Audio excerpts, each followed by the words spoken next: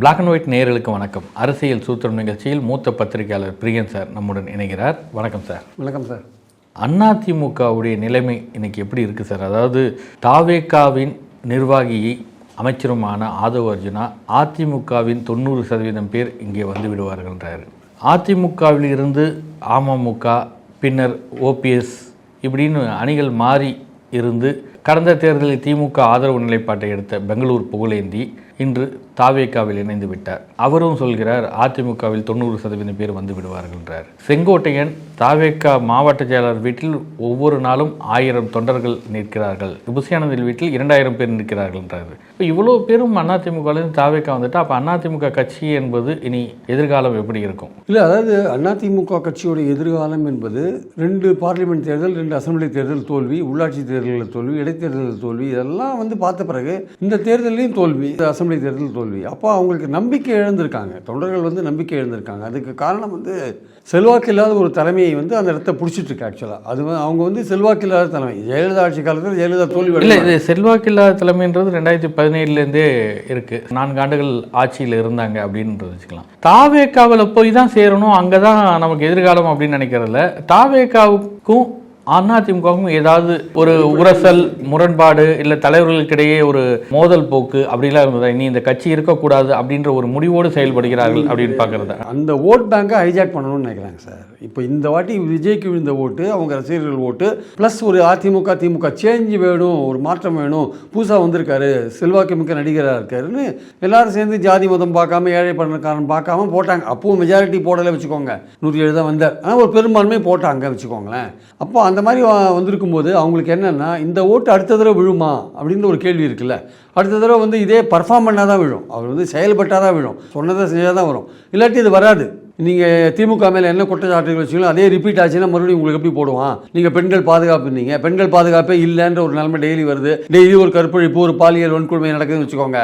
பாதுகாப்பற்ற மாநிலம் தமிழ்நாடுன்னு சொல்லி தான் நீ ஆட்சிக்கு வந்த, உன் ஆட்சியில் மட்டும் என்ன இருக்குதுன்னு கேட்டால் அப்போ செயல்பாடுகள் சரி, நீ இவ்வளோ வாக்குறுதி கொடுத்த, இவ்வளோ வாக்குறுதியில் ஒன்றாவது நிறைவேற்றினி, 6 கேஸ் சிலிண்டர் எங்கே, 2500 ரூபா பணம் எங்கே, தாய்மாமன் சீர் எங்கே, இது 8 சவர நகை எங்கே, 15,000 எங்கே, கவர்மெண்ட் ஸ்கூலில் படிக்கிற பையனோட அப்பாவுக்கு 15,000 எங்கே அப்படின்னு கேட்டாங்கன்னா இதுக்கெல்லாம் நீங்கள் பதில் சொல்லணும்ல. இல்லை திமுக ஆட்சி தேவாலாக்கிட்டு போயிட்டுனா நீங்கள் சொல்ல முடியாது. விவசாயிகளுக்கு நீங்கள் சொன்ன வாக்குறுதி மீறிட்டீங்க. நீங்கள் சொன்ன வாக்குறுதி 5 ஏக்கருக்கு கீழே 100% தள்ளுபடி கடன். இப்போ என்ன நடந்தது? 50,000 ரூபாய் வரை தள்ளுபடி, ஒவ்வொருத்தருக்கும் 1.5 லட்சம் ரூபாய் கடன் இருக்குது. நீங்கள் வெறும் 50,000 தள்ளுபடி பண்ணால் அவன் என்ன பண்ணுவான்? அதுவும் குறிப்பிட்ட பீரியடில் வாங்கின கடன் எல்லாத்தையும் சுருக்கிட்டீங்க. உங்களுக்கு வந்திருக்கிற நிதி செயலாளர் உங்களுக்கு நல்லா அட்வைஸ் பண்ணுறாரு எப்படிலாம் நிதியை சேவ் பண்ணுறதுன்னு. ஏன்னா அந்த எஃபிஷியன்ட் அட்மினிஸ்ட்ரேட்டர் அவருக்கு தெரியும் கவர்மெண்ட்டில் என்ன நிலைமை இருக்குது, நம்ம எப்படி கொடுக்க முடியும்ட்டு. திமுகவை போல் நான் கண்ணா பின்னான்னு வாக்குறுதி, நிறைவேற்றாத வாக்குறுதிகள் கொடுக்க மாட்டேன், அது நிறைவேற்ற வாக்குறுதிகள் கொடுப்பேன். எனக்கு தெரியும் விஜய் சொன்னால் செய்வார், கரெக்டு, நம்பி ஓட்டு போட்டோம். விவசாயிகளுக்கு செஞ்சீங்களா? நீங்கள் பிப்ரவரி மாதம் பட்ஜெட் வந்தது, தமிழ்நாடு கவர்மெண்ட்டோட நிதி நிலைமை உங்களுக்கு தெரியும், தெரிஞ்சுதான் நீங்கள் வாக்குறுதி கொடுத்தீங்க. இதுக்கு முன்னாடி இப்போ அதிமுக 12,000 கோடிக்கு தள்ளுபடி பண்ணிருக்காங்க விவசாயிகள் கடன், திமுக 7,000 கோடிக்கு தள்ளுபடி பண்ணிருக்காங்க. தெரியுமா உங்களுக்கு? நீங்கள் தள்ளுபடி பண்ணது எவ்வளோ? 2,444 கோடி ரூபாய் தள்ளுபடி பண்ணிருக்கீங்க. அப்போ ஏன் வாக்குறுதி கொடுத்தீங்க? 100% தள்ளுபடி ஏன் வாக்குறுதி கொடுத்தீங்க? இந்த தமிழ்நாடு கவர்மெண்டோட ஃபண்ட்ஸ் தெரிஞ்சு தானே கொடுத்தீங்க. இப்போ உங்களுக்கு அங்கே போனோன்னா அஃபிஷியல் சொல்கிறாங்க, ஐயா இது சாத்தியம் கிடையாது, நீ பண்ண முடியாதுன்றாங்க. இப்போ அவரை பேச்சை கேட்டு சரி வேறு வழி இல்லைன்றீங்க. சொன்ன வாக்கு மீறி உங்கள் வாக்குக்கு மாறாக நீங்கள் காரியங்களை செய்கிறீங்க. அப்போ விவசாயிகள் எப்படி அமைதியாக இருப்பாங்க? விவசாயிகள் அதிருப்தி அடைய மாட்டாங்களா? இந்த மாதிரியான செயல்பாடுகள் தான் இனிமேல் அவருக்கு ஓட்டு வங்கியை கொடுக்கும். அதனால் அவர் என்ன பண்ணுறாரு? அதிமுகவை உடைக்கிறார், அதிமுக ஓட் பேங்க் எடுக்கிறார் கையில். தேர்தலுக்கு முன்னாடியே அவருடைய நோக்கம் என்னன்னா அதிமுக ஓட் பேங்க் தான் எடுக்கிறது. ஏன்னா அவர் என்ன சொன்னார்? எனக்கும் திமுகவுக்கு தான் போட்டியினார், அதிமுக மற்றும் சிலர் மற்றும் பலர் தான் சொன்னார். அதனால அவருக்கு என்னன்னா செல்வாக்கு இல்லாத ஒரு தலைமை அங்க இருக்கு, அதை உடைக்கிறது ஈஸின்னு அவர் நினைக்கிறார். அதுக்கு எதிர்காலம் இல்லை, அது தொடர்ந்து தோல்வி தழுது. நம்ம ஒரு பாப்புலர் ஆக்டரா இருக்கோம், நம்ம ஒரு வெற்றியை காமிச்சா அதிமுக வந்துருவாங்க அப்படின்னு அவர் நினைக்கிறார். அவர் திமுக அடுத்ததா வச்சுப்பார். முதல்ல அவருக்கு அதிமுக தான் பிரேக் பண்ணணும். அதிமுக உடைப்பது என்பது தேர்தலுக்கு முந்தையே இருக்கக்கூடிய நிலைப்பாடு. அந்த பிளான் தான் நான் பல தடவை சொல்லியிருக்கேன். அவர் முதல்ல அதிமுக ரீப்ளேஸ் பண்ணதாங்க வராரு அவரு. அதனால தான் தனக்கும் திமுகவுக்கும் போட்டிட்டு அதிமுக ஓரம் கட்டுறாரு. எம்ஜிஆர் ஆரம்பிச்ச கட்சி எப்படி இருக்குன்னு கேலி பண்றாரு. அப்புறம் ஊழல் அடிமை கூட்டணியில் சேர்ந்திருக்காங்கன்றாரு. அப்புறம் எடப்பாடிக்கு சவால் விடுறாரு, சேலத்தை விட்டு வெளில நிற்க முடியுமான்னு கேட்குறாரு. எம்ஜிஆர் படத்தை யூஸ் பண்ணுறாரு, எம்ஜிஆரை புகழறாரு, ஜெயலலிதாவை அங்கீகரிக்கிற மாதிரியான ஒரு ஸ்டேட்டஸ் கொடுக்குறாரு அவர். அப்படிலாம் பார்க்கும்போது அதிமுக ஓட்டை ஹைஜாக் பண்ணுறாரு. அவருக்கு ஒரு ஓட் பேங்க் அவருக்கு உருவாக்கணும் சார். அவர் ரசிகர்கள் தவிர மற்றவங்களாம் அடுத்த தடவை ஓட்டு போடுவாங்கன்னு சொல்ல முடியாது, இந்த மாற்ற வேண்டி ஓட்டு போடுவாங்கன்னு சொல்ல முடியாது. அப்போ ஒரு ஓட் பேங்க் அவருக்கு உருவாக்கணும். அதுக்கு வல்னரபிளாக வந்து அதிமுக ஓட் பேங்க் இருக்குது, அதை அப்படியே ஹைஜாக் பண்ணு, அதுலேருந்து ஆளுங்களை உருவு. அவருக்கு ஏற்றபடி அவருக்கு மெஜாரிட்டி இல்லாத ஒரு நிலைமை வந்தவொடனே டக்குன்னு அதில் ஒரு பிளவு ஏற்படுத்தினார். பிளவு ஏற்படுத்தி உள்ள கொண்டு பார்த்தார். அவங்களும் நம்பிக்கை தீர்மானத்தில் ஆதரித்து ஓட்டு போட்டாங்க. அது இவர் கட்சி தாவல் தடை சட்டத்தில் எடப்பாடி கொடுத்த உடனே அது சுப்ரீம் கோர்ட் தீர்ப்பு தெளிவாக இருக்குது, அவங்கள பதவி விட்டு எடுக்கணும் 25 பேர். அப்போ அந்த நிலைமை வந்த உடனே என்ன ஆகுது, இவர் வந்து அவங்கள சேர்த்துக்கிறதுக்கு யோசிக்கிறார். ஏதாவது பிரச்சனை வந்து என்ன பண்ணுறதுன்ட்டு என்ன பண்ணுறாரு, சரி திருமாவளவனையும் எம்எல்ஏயும் இவங்களெல்லாம் வச்சு காலம் தள்ளலாம் கொஞ்சம் நாளைக்கு அப்படின்னு காலம் தள்ளுறாரு. தனக்குன்னு ஒரு மெஜாரிட்டி வரணும்னு தான் வந்து அவங்கள எடுத்துன்னு வந்தார். அது கடைசியில் ஒரு சட்டச்சிக்கலில் போய் முடிஞ்ச உடனே அவங்க ஆட்கள் கரைய ஆரம்பிச்சிட்டாங்க. அவங்க பிரிஞ்சு போய் எடப்பாடிகிட்ட போக ஆரம்பிச்சிட்டாங்க. அப்போ இங்கே கொஞ்சம் ரிஜைன்மெண்ட் வராங்க, அங்கே கொஞ்சம் போகிறாங்க, கொஞ்சம் 2 பேர் தனியாக இருக்காங்கன்னு அந்த மாதிரி சுச்சுவேஷன் வந்த உடனே கட்சிக்காரனுக்கு இன்னும் நம்பிக்கை போகிறது. என்னடா இது எப்படி போகிறது, வெற்றி பெற்றவனே ரிசைன்மெண்ட் அங்கே போகிறான், தாவேக்காவை நம்பி எலெக்ஷனில் வின் பண்ணலான்ட்டு இன்னும் 2 பேர் இங்கே தனியாக நிற்கிறாங்க, வரமாட்டேன்றாங்க. இன்னும் சில பேர் இஷ்டம் இல்லாத தான் போய் சேர்ந்துருக்காங்க, வேறு வழி இல்லாத போய் சேர்ந்துருக்காங்க. இவங்களால வந்து பழனிசாமி ஒன்றும் பண்ண முடியல, வேறு வழியில் ரிட்டையர் அவர்கிட்ட இருக்கிறதுனால போய் அங்கே போய் சேர்ந்துட்டாங்க. பட் நமக்கு என்ன எதிர்காலம், இந்த கட்சிக்கு என்ன எதிர்காலம், இவர் தலைமையில் இன்னும் எத்தனை தோல்வியை பார்த்துட்டு இருக்க போறோம்ன்றான். இவர் வந்து பொதுக்குழுக்கு கூட்டவும் மாட்டேன்றாரு, விவாதிக்கவும் மாட்டேன்றாரு. இவர் ரிசைன் பண்றது அடுத்த கட்டம். முதல்ல பொதுக்குழு கூட்டுங்கன்னா அதுக்கே இல்லை. வேலுமணி குரூப் பண்ண ஒரே தப்பு என்னன்னா, அதுங்க 25 பேர் பிரிஞ்செல்லாம் போயிருக்கூடாது. அவங்க அந்த குரூப் என்ன பண்ணிருக்கணும், தனியாகவே ஆக்ஷன் எடுத்துருக்கணும். ஐயா நீ பொதுக்குழு உடனே கூட்டு, நீ சொல்ற மாதிரி நாங்கள் நம்பிக்கை தீர்மானத்தை எதிர்த்து கூட ஓட்டு போடுறோம், ஆனால் பொதுக்குழு உடனே கூட்டி விவாதிக்கணும். விவாதிச்சு பொதுக்குழு உங்களை ரிசைன் பண்ணணும், ரிசைன் பண்ண சொல்லணும், வேற யாராவது தலைமையை தேர்ந்தெடுக்கணும். ஏன்னா உங்க தலைமையில் இவ்வளவு தோல்வியை பார்த்துட்டோம். இந்த ஒற்றை ப்ரோக்ராம் வந்து சிங்கிள் பாயிண்ட் ப்ரோக்ராமா அவங்க வந்து எடுத்துக்கணும். அதை எடுக்காம இவங்க என்ன பண்ணிட்டாங்க, 25 பேர் அங்கே தாவேக ஆதரிக்கிறது, அந்த மாதிரி விஷயங்கள். அப்புறம் வந்து நடுவில் திசை திருப்புறது. திமுக தயவில் அதிமுக பழனிசாமி முதல்வராக பார்த்தாரு, அது நாங்கள் பிடிக்காத வெளில வந்தோன்னு டைவர்ட் பண்ணுறது இஷ்யூவை. இந்த மாதிரி இல்லாமல் ஒற்றை பாயிண்ட்ல நீங்கள் ஃபைட்டை நீங்கள் எடுத்திருந்தீங்கன்னா எடப்பாடி வழிக்கு வந்திருப்பார். அவருக்கு புரிஞ்சு போச்சு இவங்களுக்குள்ள ஒரு அபிப்பிராய வித்தியாசங்கள்லாம் இருக்குது, ஆளுகள் பிரிந்து போனால் சிங்கத்துக்கு கொண்டாட்டம் தானே, அந்த மாதிரி நிலைமை அது போயிடுச்சு ஆக்சுவலாக வந்து. ஸோ அதனால் வந்து அவருக்கு வந்து இப்போ என்னென்னா இவங்க எதிர் குரூப் வந்து பலவீனமாக இருக்குது. இப்போ திருப்பி போயிருக்காங்கல்ல, அவங்களால இனிமேல் அங்கே எடப்பாடி ஏற்று என்ன பண்ண முடியும், ஒன்றும் பண்ண முடியாது. இப்போ மீண்டும் போனவர்களுக்கும் ஒரு சின்ன சங்கடத்தையோ இல்லை இன்னும் ஒன்றாத ஒரு நிலைமையோ உருவாக்கி இருக்கிறாரு. அதாவது சேர்ந்ததுக்கு பின்னால் நீங்கள் விளம்பரம் கொடுக்கும்போது பழைய கட்சி பதவிகளை போட்டு விளம்பரம் கொடுக்கக்கூடாதுன்னு ஒரு அறிக்கை கொடுக்குறாரு. இப்போ ஏற்கனவே அந்த மாவட்ட செயலை எடுத்துட்டாங்க, அதை மீண்டும் தர வேண்டும் என்றுதான் இவங்க நிபந்தனை விதித்துட்டு இருந்தது. தருகிறீர்களோ இல்லையோ ஒரு பேச்சுவார்த்தை ஒரு சுமூகமாக போகிறதுக்கான வழி ஏற்பட்டிருக்குதா இது, இல்லை இன்னமும் அங்கே ஒரு முட்டல் மோதல்களை உருவாக்கக்கூடிய ஒரு சூழல் தான் இருக்குது? முட்டல் மோதல்ன்றதோட ரொம்ப கொந்தளித்த ஒரு மனதோட தான் அங்கே போய் சேர்ந்துருக்காங்க. போனவங்களுக்குலாம் சந்தோஷமாக போல, வேறு வழி இல்லைன்னு போயிருக்காங்க. அங்கே போய் எடப்பாடி தலைமையில் மீண்டும் ஒர்க் பண்ணதுமே வேறு வழி இல்லை, நம்ம கட்சியில் அந்த காலத்திலே இருந்துட்டோம், விஜயை நம்பி போனோம் ஏமாந்துட்டோம், ஆதவ அர்ஜுனை நம்பி போனோம் ஏமாந்துட்டோம், புஷியானதை நம்பி போனோம் ஏமாந்துட்டோம். நம்ம வந்து இப்போ எங்கேயும் ஏற்றுக்கல அங்கேயும் ஏற்றுக்கல, நம்ம பதவியை நாளைக்கு தூக்கிட்டாருன்னா இப்போ எடப்பாடி இவங்களெல்லாம் மன்னிச்சு ஒரு லெட்டர் கொடுத்துட்டாருல அங்கே ஸ்பீக்கர்கிட்ட, அதனால ரிசைன் பண்ணவங்க தவிர மற்ற பதவியெல்லாம் தப்பிச்சிருது. அதில் சிவி சண்முகம் தப்பிச்ச ஒருத்தராக இருக்காரு, விஜயபாஸ்கரும் தப்பிச்ச ஒருத்தராக இருக்காரு. இப்போ இவங்க 2 பேரும் என்ன முடிவெடுப்பாங்க? அதாவது ஒரு பக்கம் இன்னைக்கு சிவி சண்முகம் மாவட்ட அலுவலகத்தின் சாவியை அவருடைய தரப்பு வந்து புதிதாக பொறுப்பு போட்டவர்களுக்கு கொடுத்து விட்டார்கள் அப்படின்றாரு. விஜயபாஸ்கர் அங்கே நான் கருத்து கேட்டுட்டு இருக்கிறேன் நிர்வாகிகள்கிட்டன்னு சொல்லிட்டு இருக்கிறாரு. இந்த கட்டத்தில் அக்ரி கிருஷ்ணமூர்த்தி எடப்பாடி தரப்புல இன்னைக்கு ஆளுநரை சந்தித்து இந்த குதிரை பேரம் நடந்தது, இது குறித்து விசாரிக்க வேண்டும், தாவேகா தலைமை அலுவலகமாக தலைமைச் செயலகத்தை மாற்றி விட்டார்கள் இப்படின்லாம் பார்த்து பின்னர் பேட்டி அளிக்கிறார். இவங்க ஆளுநர்கிட்ட என்ன வலியுறுத்துவதற்காக போயிருக்கிறாங்க, இல்லை அந்த சிவி சண்முகம் விஜயபாஸ்கர் போன்ற தரப்பை தடுப்பதற்கான ஒரு வழிமுறைகளை கையாள நினைக்கிறார்கள்? இந்த விஷயத்தில் ஆளுநர் ஒன்றுமே பண்ண முடியாது சார். ஆளுநருக்கு அதில் ரோலே கிடையாது, ஸ்பீக்கர் எடுக்கிற டிசிஷன் தான். நீங்கள் அது அவர் எடுக்கிற டிசிஷன் உங்களுக்கு பிடிக்கலன்னா நீங்கள் கோர்ட்டுக்கு தான் போகணும். இல்லை இந்த சிபிஐ விசாரணை வேணும், குதிரை பேரத்தை தடுக்கணும் அப்படின்னு சொல்றது மூலியமா ஒரு அச்சத்தை ஏற்படுத்த நினைக்கிறாங்களா? அப்படியே வந்து கவர்னர் ஒன்றும் பண்ண முடியாது. ஹைகோர்ட்டில் வந்து ஒரு பிஐஎல் போடலாம், இந்த மாதிரி வந்து ஒரு குதிரை பேரம் நடக்குது, ஒரு இண்டிபெண்டன்ட் என்கொயரி வேணும்னு நீங்கள் போட்டிங்கன்னா அவங்க ஏதாவது பண்ணலாம். கவர்னர் என்ன பண்ணுவார், ஹோம் மினிஸ்ட்ரிக்கு எழுதுவார். ஹோம் மினிஸ்ட்ரி தானாக ஒரு இதை இன்ஸ்டியூட் பண்ணுவாங்களாம் சொல்ல முடியாது. அது வந்து அவங்களுக்கு வந்து இருக்கிற பொலிட்டிக்கல் சுச்சுவேஷனை பொறுத்து அவங்க பண்ணுறதுக்கான வாய்ப்புகள் இருக்குதுன்னு மறுக்கிறதுக்கு இல்லை. ஆனாலும் இவ்வளோ சீக்கிரம் அந்த விஷயங்களை பண்ணுவாங்களே தெரியாது. நீங்கள் சொல்கிற மாதிரி வந்து ஒருவேளை தாவேக்காவை பயமுறுத்துறதுக்கான இன்னும் ஃபர்தராக குதிரை பேரத்தில் ஈடுபடாமல் இருக்கிறதுக்கான அவங்களுக்கு வந்து வேட்டையாடுறதுக்கு வசதியாக அதிமுக இருக்குது சார் இப்போது. அதனால் வந்து இப்போ நீங்கள் நம்ம கண்ணுக்கு தெரிஞ்சு இந்த 25 எம்எல்ஏக்கள் தான் நம்ம பேசுகிறோம். நமக்கு தெரியாத மாவட்ட அளவில் பல பேர் பல ரேங்கில் சேர்ந்துட்டே தான் இருக்காங்க, மாவட்ட அளவில் சேர்ந்துட்டே தான் இருக்காங்க. இதெல்லாம் எடப்பாடிக்கு தெரியுதா இல்லையானே தெரியல. அவர் என்ன நினச்சிட்டு இருக்காரு, நம்ம ரொம்ப உறுதியான ஒரு ஃபவுண்டேஷனில் உட்காந்துருக்கோம்னு நினைக்கிறாரு. அது தப்பு. அந்த அதிமுகவுக்குன்னு ஒரு ஓட் பேங்க் இருக்குது. அந்த ஓட் பேங்கை அப்படியே தூக்கணும் தான் தாவேக்கா நினைக்குது. அதுக்காக தான் இந்த இழுப்பு வேலைகள்லாம் செய்கிறாங்க அவங்க. ஆக்சுவலாக அந்த ஓட் பேங்கை தூக்கணும் அப்படின்ற போது அந்த ஓட் பேங்க் தான், இரட்டையிலை ஓட் பேங்க் தான் 1 கோடி வந்திருக்கு அவங்களுக்கு. இல்லாட்டி எடப்பாடியை நம்பியெல்லாம் 1 கோடி யாரும் ஓட்டு போடல. எடப்பாடியை நம்பி இருந்தாங்கன்னா எடப்பாடி செல்வாக்கு மிக்க தலைவராக இருந்தால் ஒரு எலெக்ஷனுக்கு வின் பண்ணியிருப்பார். 2 பார்லிமெண்ட் 2 அசம்பிளியில் ஒரு எலெக்ஷனாக வின் பண்ணியிருக்கணும்ல. 96 தோத்த ஜெயலலிதா 98 ஒரு கணிசமான வெற்றியை பார்லிமெண்ட்டில் கொடுத்தாங்கல்ல. ஸோ அந்த மாதிரி தான் நம்ம பார்க்கணும். நீங்கள் அடுத்தது ஒரு வெற்றியை கொடுக்குறீங்களா? அவர் 2001 மறுபடியும் ஆட்சிக்கு வராங்க, 2011 ஆட்சிக்கு வராங்க, 2016 ஆட்சிக்கு வராங்க. அப்போது ஒரு வெற்றிக்கு அப்புறம் ஒரு தோல்வி இருக்குன்னு அந்த தொண்டன் நம்பிக்கையோடு இருக்கான்ல, அந்த நம்பிக்கை உங்ககிட்ட இல்லைல்ல. அந்த நம்பிக்கையை மீண்டும் ஏற்படுத்துறதுக்கு என்ன பண்ணணும்? அப்போ நீங்கள் உங்களை சுயபரிசோதனை பண்ணிக்கணும். அந்த ஃபைட்டில் என்னென்னா வேலு குரூப் தப்பு பண்ணிடுது. இப்போ ஜிவி சண்முகத்துக்கும் விஜயபாஸ்கருக்கும் என்ன வழி? அவங்க எம்எல்ஏ பதவி தப்பிடும். அவங்க அதிமுக எம்எல்ஏவாக இருப்பாங்க. அவங்க எடப்பாடியோட நெருங்கி வேலை செய்வாங்களா?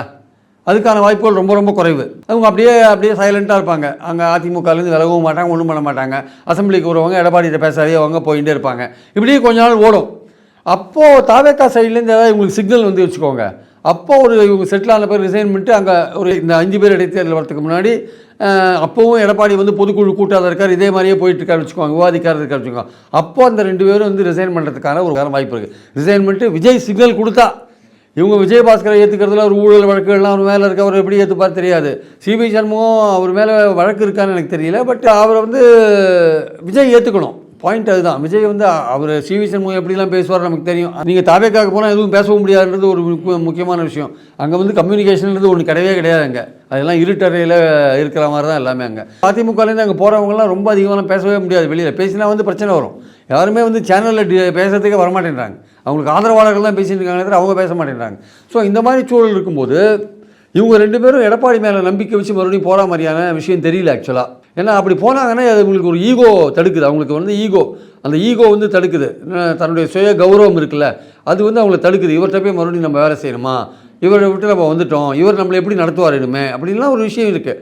அப்புறம் அவருக்கும் இவருக்கும் 2 பேருக்கும் ஒரு மனத்தடை இருக்கும். நெருங்கி பழக்கிறது முந்தி மாதிரிலாம் இருக்கிறதுக்கான வாய்ப்பே இல்லை. அப்போது அங்கே போகிறத பற்றி யோசிக்கிறாங்க. விஜயும் சிக்னல் கொடுக்காத இருக்காரு. அப்போது இது கொஞ்ச நாள் இப்படியே போகும். இது இடைத்தேர்தல் விஷயங்கள் நெருக்கமாக வரும்பொழுது அப்போ ஒரு டிசிஷன் எடுப்பாங்க. இல்லை, இப்போ இந்த அதிமுக ஒன்றுபட்டு விட்டது அப்படின்றத ஒரு புரிந்து கொள்ள முடியுமா? லீமா ரோஸ் அறிக்கை விடுறாங்க. ஏன்னா லீமா ரோஸ் மார்ட்டின்னு அதிமுக தேர்தலுக்கு முன்பாக சேர்ந்தவர் தான். உடனே அவருக்கு சீட்டு கொடுக்குறாங்க. அந்த இடத்தில் போட்டியிட்டு தாவேக்கா சார்பில் தோல்வியிட்டவர் தான் கூப்பா கிருஷ்ணன். அவருக்கு வாரிய தலைவர் பதவி கொடுக்குறாங்க. இப்போ அந்த அம்மா கொடுக்கக்கூடிய அறிக்கையில் அதிமுக ஒன்றுபட்டு இருப்பதன் மூலம் தன்மேல் வைக்கப்பட்ட அவதூறு பிரச்சாரங்களுக்கு ஒரு முற்றுப்புள்ளி வைத்தாகிவிட்டது. நான் இந்த கட்சியை உடைக்கணும் நோக்கத்தில், பிரிக்கணும் நோக்கத்துக்கெலாம் நான் வரல அப்படின்னு அவங்க ஒரு விளக்கம் கொடுத்தாங்க. ஏன் திடீர்னு அந்த அம்மாவுடைய விளக்கம் இன்றைக்கு வர வேண்டிய அவசியம் என்ன இருக்குது? இல்லை ஆக்சுவலாக இந்த 45 பேர் வேலுமணி குரூப்பை பழந்துட்டு போனதே அவங்க அம்மா தான் எல்லாமே பண்ணாங்க. அந்த அம்மா தான் அதுக்கெல்லாம் காரணமாக இருந்தாங்க. அதுக்கு தேவையான விஷயங்கள்லாம் அவங்க தான் பண்ணாங்க. தேவையானதை கோர்ட்டில் போட்டுக்கோங்க, தேவையான விஷயங்களை அவங்க தான் பண்ணாங்க அப்படின்னு. 2வது லீமா ரோஸ் யாருங்க? என்றைக்கு சேர்ந்தாங்க கட்சியில்? அவங்க சேர்ந்து அவங்க வின் பண்ணாங்க. அன்றைக்கி தேர்தல் ரிசல்ட்ஸ் வந்து அன்றைக்கி ராத்திரி என்ன சொன்னாங்க? தாவேக்காவுக்கும் அதிமுகவுக்கும் பேச்சுவார்த்தை நடக்குதுன்னு சொன்னாங்களா இல்லையா? அது அவங்க யார்? ஊயிஷி அவங்க எப்படி அதை பேச முடியும்? அதுக்கு எடப்பாடி அவங்க மேலே ஏதாவது நடவடிக்கை எடுத்தாரா? என்ன அடிப்படையில் அவங்க அந்த அம்மா பேசினாங்க? பாண்டிச்சேரியில் இவங்க போய் என்ன பண்ணாங்க? அங்கே ஒரு ரிசார்ட்டில் இருந்தாங்க. அப்போ எடப்பாடி என்ன சொன்னார்? இந்த மாதிரியான ஒரு ப்ரப்போசல் இருக்குது, நம்மளை ஆட்சியில் உட்கார வச்சு திமுக சப்போர்ட் பண்ணுற மாதிரி. அது இவங்க ஒத்துக்கலைன்னு தான் வேலுமணி குரூப் உடனே 25 பேர் பிரிஞ்சு போனாங்கன்றது பார்த்தோம் நம்ம. ஆனால் அவங்களுடைய கோரிக்கை என்னென்னா அங்கேயே பொதுக்குழு கூட்டணும்னு அங்கேயே சொல்லியிருக்காங்க. அதுக்கு ஒரு எடப்பாடி ஒத்துக்கலை. இதுவரையும் பொதுக்குழுன்ற விஷயமோ விவாதிக்கணுன்ற விஷயத்தையும் அவர் எடுக்கவே மாட்டேங்கிறார் சார் கையில். அவர் எதை பற்றியும் கவலைப்பட மாட்டேங்கிறார். தான் செல்வாக்கு மிக்க தலைவர்னு தொடர்ந்து நம்பின்னு இருக்கார். நீங்கள் சொல்கிற மாதிரி மீண்டும் சேர்ந்தவங்க தன்னோட பதவியை போட்டுக்கூடாதுன்னு ஸ்பெசிஃபிக்காக அறிக்கை விடுறாருன்னா அப்போ அவருடைய மனநிலை எப்படி இருக்கு பாருங்க. நீங்கள் சேர்ந்தாலுமே நான் அவனுக்கு பழைய பதவி கொடுக்க மாட்டேன்ற மனநிலை தான் இருக்கார். அதாவது நீங்கள் அவங்களாம் ரொம்ப எக்ஸ்பீரியன்ஸ்ட் ஆளுங்க. உங்கள் கூட ஒரு கருத்து வேறுபாடு ஏற்பட்டு வெளில போனாங்க. நீங்கள் மறுபடியும் அவங்க வராங்கன்னா உங்கள் கட்சி ஏற்கனவே தேர்தலுக்கு முன்னாடியே நீங்கள் பிரிஞ்சு போனவங்களை சேர்க்கணும்னு உங்கள்கிட்ட சொன்னவங்க. நீங்கள் அதை ஏற்றுக்காத இருந்தீங்க. பிரிஞ்சு போனவங்களை சேர்த்து கட்சியை வலுப்படுத்தணும்னு சொன்னாங்க. செங்கோட்டையனை விட்டுருக்க வேண்டாம், ஓபிஎஸை விட்டுருக்க வேண்டாம், பல விஷயங்களை விட்டுருக்க வேண்டாம். நீங்கள் என்ன பண்ணீங்க? எல்லாரையும் சேர்த்துக்கவே இல்லை, பலமான கூட்டணி அமைக்கலை, தேர்தலில் தோற்றிங்க. அப்போ அவங்க சொன்னபடி நீங்கள் நடக்காதனால தோற்றிங்க. அப்போ அவங்களுக்கு கோவம் வருது. கோவம் வந்தோடனே பொதுக்குழு கூட்டுன்றாங்க. அதுக்கு நீங்கள் எதுவும் ஒத்துக்க மாட்டேறீங்க. இன்னும் நீங்கள் என்ன பண்ணுறீங்க? அவங்களுடைய பதவியை பிடிங்கிட்டு அந்த பழைய பதவியும் கொடுக்க மாட்டேன்ற லெவலில் கொஞ்சம் வெயிட் பண்ணியிருந்துக்கலாமோ எடப்பாடி? அதாவது இந்த மாதிரியான பிரச்சனை போயிட்டு இருக்கும்போது புதிதாக பொறுப்பு போடாமல் போடணும். அப்போ நீங்கள் அந்த ஆக்ஷனையே எடுத்தீங்க. இந்த மாதிரி விஷயங்கள் போயிட்டு இருக்கும்போது நீங்கள் திங்ஸ் எப்படி செட்டில் அதுன்னு பார்த்துட்டு நீங்கள் நடவடிக்கை எடுக்கலாம். உடனே புதிய மாவட்ட செயலர் போட வேண்டிய அவசியம் என்ன? இப்போ நீங்கள் புதிய மாவட்ட செயலரை போட்டவுடனே இவங்க மறுபடியும் வந்த உடனே அவங்கள நீங்கள் தூக்கிட்டீங்கன்னா அவங்க கோவப்படுவாங்க. அவங்க ஒரு வேலை தாவேக்காவுக்கு போகலாம். அவங்க ரெடியாக காத்துட்டு இருக்காங்க. அவங்களுக்கு எல்லாருக்கும் ஒரு ஆல்டர்னேட் இருக்குது சார். அவங்களுக்கு இமீடியட்டாக ஏன் நிறைய பேர் கேட்குறாங்க, ஏங்க எல்லாருமே தாவேக்காவுக்கு போகிறாங்க, திமுகவுக்கு யாரும் போக மாட்டேங்கிறாங்க, திமுகவுக்கு ஏன் போகணுன்னு கேட்குறேன். அது தோத்த கட்சி, இது வெற்றி பெற்ற கட்சி சார். வெற்றி பெற்ற கட்சியில் எல்லா வாய்ப்பும் இருக்குது. அதாவது இங்கே ஸ்பேஸ் இருக்கும், அங்கே ஸ்பேஸ் இருக்காது. இங்கே வந்து புதுசாக லோக்கல் பாடியில் நீங்கள் நிற்கிறதுக்கான வாய்ப்பு அங்கே கிடைக்கும். திமுக போனால் கிடைக்குமா? அங்கே ஏற்கனவே ஆளுங்கள்லாம் இருக்காங்கல்ல, ஃபுல்லாக இருக்காங்கல்ல. இங்கே ஆளுங்க இருக்க மாட்டாங்க. சில இடங்களில் வந்து விஜய் மக்கள் மன்றம்லாம் இருக்காது, அந்த பழைய ரசிகர்கள்லாம் இருக்க மாட்டாங்க, ஆட்களே இருக்க மாட்டாங்க. அந்த இடத்துல நீங்கள் விளையாடலாம் இல்லையா? நீங்கள் அந்த இடத்துல போனால் ஒரு பதவிக்கா லோக்கல் பாடியில் ஒரு கவுன்சிலர், பஞ்சாயத்து கவுன்சிலர், மேயர், துணை மேயர், நகராட்சி கவுன்சிலர், எவ்வளோ போஸ்ட், 1,00,000 போஸ்ட் இருக்குது சார். 1,00,000 போஸ்ட்டில் நீங்கள் பிடிக்கலாம்ல, அங்கே போயிட்டு அதை ட்ரை பண்ணி பார்க்கலாம்ல. இப்போ நிறைய பேருக்கு இப்போது எம்எல்ஏ பதவி எப்படி வந்தது? கிட்டத்தட்ட 108 பேர் ஒன்றும் வெளிக்கட்சியில் வந்தவன் தானே வாங்கியிருக்கான். அவங்ககிட்ட கேண்டிடேட்டே இல்லையே, வந்தவன் வின் பண்ணிட்டான். அது விஜயோட அதிர்ஷ்டம் வச்சுக்கோங்க. மக்கள் ஒரு சேஞ்ச் பண்ண பார்த்தாங்க, சேஞ்ச் பண்ணிட்டாங்க. அவருடைய கவர்ச்சி, அந்த இன்ஸ்டாகிராமு எல்லாமே ஒன்றா சேர்ந்து போச்சு, அவர் வின் பண்ணிட்டார். இப்போ புதுசாக வரவன் வந்து எதுக்கு திமுக போக மாட்டேன்னா போக மாட்டான். ஏன்னா அவனுக்கு தாவேக்கால தான் வாய்ப்பு அதிகமாக இருக்குது. இல்லை, இப்போ அதிமுகவே ஓரளவுக்கு இப்படி தக்க வைக்கிறதுக்கு, அந்த கட்சி நிலைநிறுத்துவதற்கு எடப்பாடிக்கு முன்னாடி இருக்கக்கூடிய ஒரு ஆப்ஷன், ஒருவேளை இந்த இடைத்தேர்தலில் ரொம்ப கவனம் செலுத்தி இப்பயிலேருந்தே பணியாற்றி அதிமுக வெற்றி பெற்ற தொகுதி, அந்த தொகுதியை தக்க வைத்து கொண்டால் எடப்பாடிக்கு பெரிய வெற்றி, அந்த கட்சியை ஓரளவுக்கு ஸ்டெபிலிட்டி கொண்டு வந்துடலான்ற முடியுமா? அதிமுகவை தக்க வைக்கிறதுன்ற வேறு விஷயம். மக்கள் அது மேலே நம்பிக்கை வைக்கணுன்றது இன்னொரு விஷயம் சார். நீங்கள் அதிமுகவையே நீங்கள் ஒருங்கிணைக்க மாட்டேன்றீங்க. வெளியில் போன சசிகலாவை உள்ளே கூப்பிடலாம். நீங்கள் டெய்லி வேலைக்கு போயிட்டு இருக்காங்களா? எது வேலைக்கு போயிட்டு இருக்காங்க? எந்த நம்பிக்கையில் போயிட்டு இருக்காங்க? நேற்று ஒரு இளவரசன் ஒரு எம்பி ரிசைன் பண்ணியிருக்காரு. அப்புறம் 2ஆம் கட்ட தலைவர்கள் நிறைய பேர் விலைக்கு போயிட்டு இருக்காங்க. எந்த நம்பிக்கையில் உங்ககிட்ட இருக்காங்க? முதல்ல உங்கள் கட்சிக்காரங்கிட்ட நீங்கள் நம்பிக்கை உருவாக்குங்க. நீங்கள் உங்கள் கட்சிக்காரங்கிட்ட நம்பிக்கை உருவாக்கினா தான் மக்கள் உங்களை நம்புவாங்க. இல்லை அது இல்லாமல் நீங்கள் இடைத்தேர்தலில் போட்டு தோத்திக்க வச்சுக்கோங்க, இன்னும் உங்கள் கட்சி மோசமாக போகும். இன்றைக்கி இருக்கிற நிலைமையில் விஜயுடைய செல்வாக்கு முற்றிலும் சரிஞ்சுதான்னா இந்த லெவல் வரையும் சரிஞ்சா மாதிரி தெரியல. இப்போ இடைத்தேர்தல் அது இருக்குமானா அது இருக்கிறதுக்கான வாய்ப்புகள் இருக்குது. அந்த செல்வாக்கு கண்டினியூ ஆகிறதுக்கான வாய்ப்பு இருக்குது. இன்னும் அவர் தன்னோட செயல்பாடுகள் மூலமாக இன்னும் அவரை பற்றின மதிப்பீடுகள் வந்து இன்னும் மக்கள் மத்தியில் வந்து இன்னும் மோசமாக போகல. அது மோசமாக போகிற சூழல் இருந்தே தவிர மோசமாக போகல. ஒரு 6 மாத காலம் பார்க்கலான்ற எண்ணத்தில் நிறைய பேர் இருப்பாங்க. நீங்கள் அந்த செல்வாக்கும் சரியில்லை, அதிமுகவிலேருந்து போகிற கூடுதலான வெயிட்டும் அங்கே சேருதாங்க. அப்படி இருக்கும்போது அந்த கட்சி எப்படி வந்து தோக்குன்னு எதிர்பார்க்குறீங்க? திமுகவுக்கும் தாவேக்காவுக்கும் ஒரு ஃபைட் நடக்கும்போது அதில் ஏதாவது இன்டைரக்டாக அதிமுக ஆதரிச்சானா உள்ள திமுக வின் பண்ணுறதுக்கான வாய்ப்பு இருக்கே தவிர, மற்றபடி அதிமுக போட்டி போட்டு அது வந்து திமுக ஆதரிச்சா அந்த மாதிரி நிலை வரும்னு எனக்கு தோணலை. ஆக்சுவலாக பாயிண்ட் என்னென்னா வந்து திமுக 2 பேர் நெருங்கி இருக்கிறதே வந்து சரியான ஒரு நேச்சுரலான ஒரு அலையன்ஸாக இருக்காது. அது ஆக்சுவலாக வந்து அது அந்த அரசாங்கம் அமைக்கிறதுன்னு அந்த பேச்சு வந்ததே வந்து சரியான ஒரு பேச்சு கிடையாது. அது ஜனநாயகத்துக்கு விரோதமான ஒரு பேச்சு.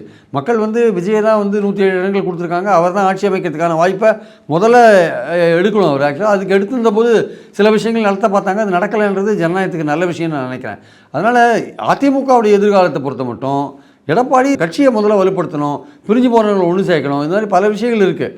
அவர் வந்து எலெக்ஷன்ஸுக்கு முன்னாடியே வந்து இந்த 6 பேர் சொன்னதை கேட்டு நடந்தார்னா செங்கோட்டையனை விட்டுருக்க மாட்டார் சார். அவர் ஓபிஎஸ்ஸை விட்டுருக்க மாட்டார் சார். சசிகலா உள்ள இழுத்து போட்டுருப்பார் சார். அவர் இதெல்லாம் பண்ணாத இருக்கார்ல.